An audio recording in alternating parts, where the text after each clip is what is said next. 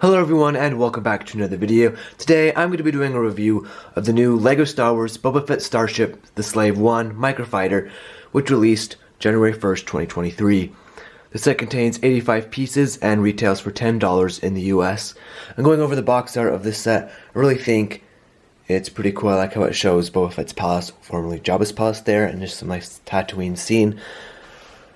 And then going over the back of the box, you have the Slave1 in landing position, as well as you have your Boba Fett minifigure there, as well as it shows the flick missiles there, which is nice to see. So overall, I think the Slave1 makes a pretty nice microfighter, and make sure to stay till the end of the video, because I'm going to be going over kind of the microfighter sub-theme as a whole, and just giving my overall thoughts and opinions on the theme, as well as the set. So anyway, I'm going to get the set built, and we'll go to that point. Alright, so I finished building the microfighter, and I think it turned out really nicely. It was a really fun set to build. And starting here with the minifigure, we get a nice minifigure of Boba Fett here, with his blaster and everything. I think it turned out pretty nice. I personally would have liked to have seen a original trilogy Boba Fett that we see in The Empire Strikes Back and Return of the Jedi. But you know, with the 1 year anniversary of the Book of Boba Fett, this minifigure makes sense. It would have been nice to have seen a rangefinder, but with the rangefinder, he doesn't really fit inside of the cockpit.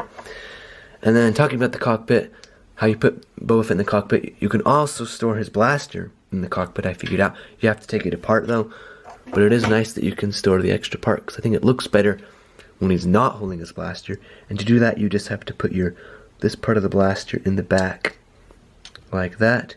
If you can see, it's quite dark, but there you can kind of see it back there when I angle it.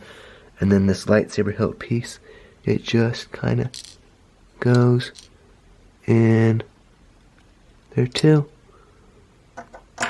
And then to put Boba Fett in it, it's best to have his legs at a slight angle so he can sit better.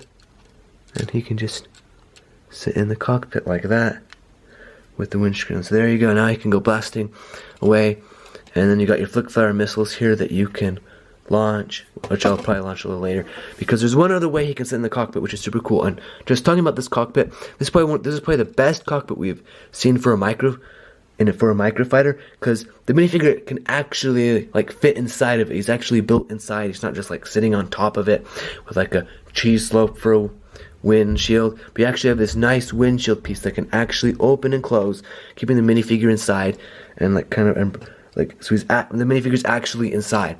I just really think that's super cool how they're able to do it.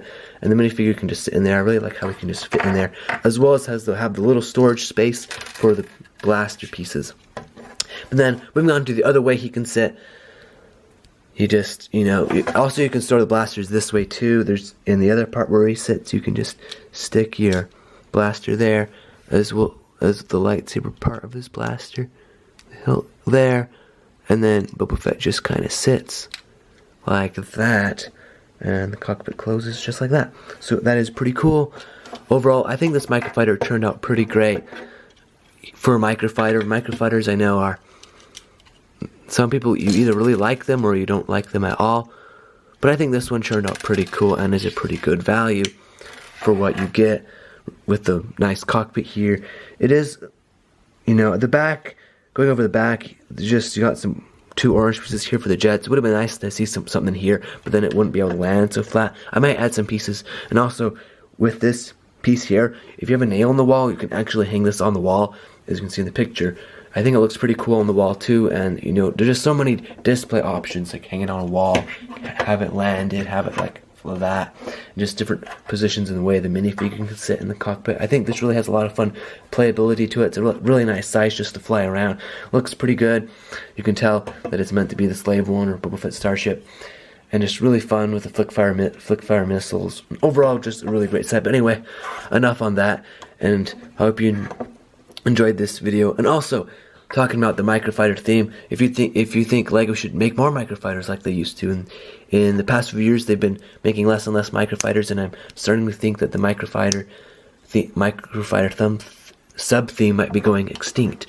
So if you like microfighters and want them to stay around for a little bit more, make sure to like this video and comment below.